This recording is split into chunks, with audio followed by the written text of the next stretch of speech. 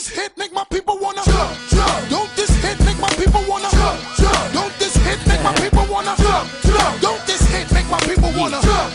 Welcome back to AIMEzing Words. Ladies and gentlemen, the NBA All-Star Game is upon us.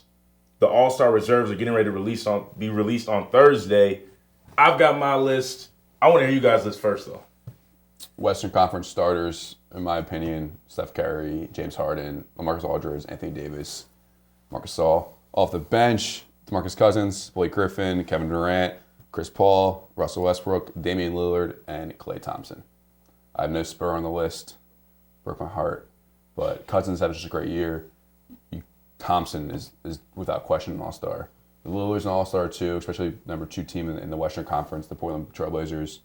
And I think it's a tough decision out west because you leave guys out like Mike Conley, Monte Ellis, Dirk Nowitzki, Dwight Howard, guys are having really solid years, but that's the tough thing about the Western Conference. So they're my 12 all-stars from the Western Conference. I agree with your list basically entirely. I agree with Cousins. My only real issue is the fact that we are leaving off guys like Mike Conley, guys who play. I think that a team like the Grizzlies deserve more than one All-Star. They're probably not going to get it, but I think that's kind of like that's just the way it goes in the West. I just find that a little unfair considering like Cousins is having a fantastic year, but his team isn't very good. I believe in All-Stars coming from the best teams in the league. That's kind of why like I wouldn't disagree with Tim Duncan being the All-Star game, Dirk being the All-Star game above Cousins. But if Cousins ends up in, I'm not going to throw a fit about it. And you made all the good points, that you could make about like Thompson killing it. The Warriors deserve more than one All-Star, going along with my theory. And then Chris Paul, still one of the best point guards in the league. Blake Griffin, some say might be not as good as last year. He was like top 3 last year, in my opinion. So that's kind of it's year to year, but he's still playing great. His offense is improving exponentially, especially outside of the paint, which is just another layer to his game. So I don't disagree with Joe's list. I would just like to see more winning team players, but at the end of the day, Cousins gets in, he gets in. My list is very similar to both of yours, but I'm not sure. Did you put Russell Westbrook and Kevin Durant? Yes, okay, so I have those guys: DeMarcus Cousins, Dame Lillard, Chris Paul, James Harden's going to replace Kobe. I think that's going to be an obvious one because Kobe won't be able to play.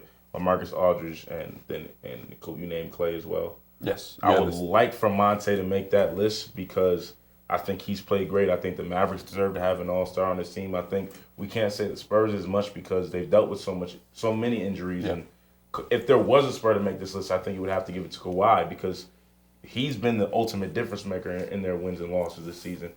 Because other guys have played in his big stretch of missing games really hurt the Spurs. And we move on to the Eastern Conference. Had no issues with the Eastern Conference starters. My reserves would be Jimmy Butler. I got to bring in D. Wade because he's still having a phenomenal year, leading the entire league in fourth quarter points. Kyrie Irving has to be on this team. We got to have some Atlanta Hawks. And I got Jeff Teague, Paul Millsap. And I'm still putting Kevin Love on this list because Kevin Love's still averaging a double-double this season. He struggled. He's not really touching the ball. But 17 and 10 on a really a stacked team of a lot of guys who shoot the ball a lot is still pretty impressive. Yeah, I went with my starting lineup would be John Wall, Kyle Lowry, LeBron James, Pau Gasol, and Al Horford instead of Melo in the starting lineup. I'd still keep Melo on the team.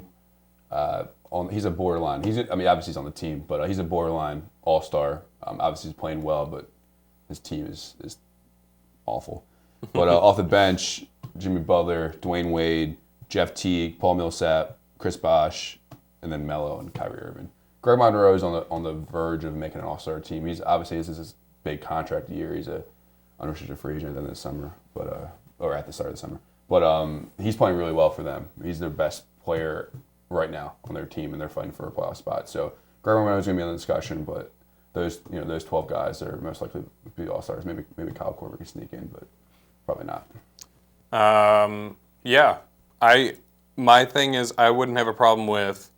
I agree with you. No Melo in the starting lineup because the team is just brutal. Worst team ever. And like he's not, he's not the same guy this year than he was in previous years. He's not lead the league in scoring. He's got he's ailing a little bit. So he probably doesn't need to start. But you said Horford, which I can get down with, either him or Millsap, whatever. A Hawk would be good. I wouldn't mind Jimmy Butler being there. He's kind of dropped off a little bit lately, but I wouldn't have a problem with that. But he'll be on the team. I think Horford and Millsap and Teague make the team. Irving, obviously. I don't agree with Kevin Love, just because I don't think that team deserves 3 All-Stars. Because the Hawks are probably gonna get 3 All-Stars, and they earned 3 All-Stars. I just don't think Kevin Love's playing good, but he's not playing better on a really good team. So if he was putting up the numbers he was putting up in Minnesota while LeBron was away, you could make the case because those are just great numbers. So he's got okay numbers. So I'm going to leave him off for now. He very well could make it. I wouldn't be that upset about it. But if the Hawks don't really get, what they deserve with such a good record, I kind of find issue with that. Wade, Wade's playing good. As always, Chris Bosh, he was ailing a little bit, but he was phenomenal the first couple weeks of the season.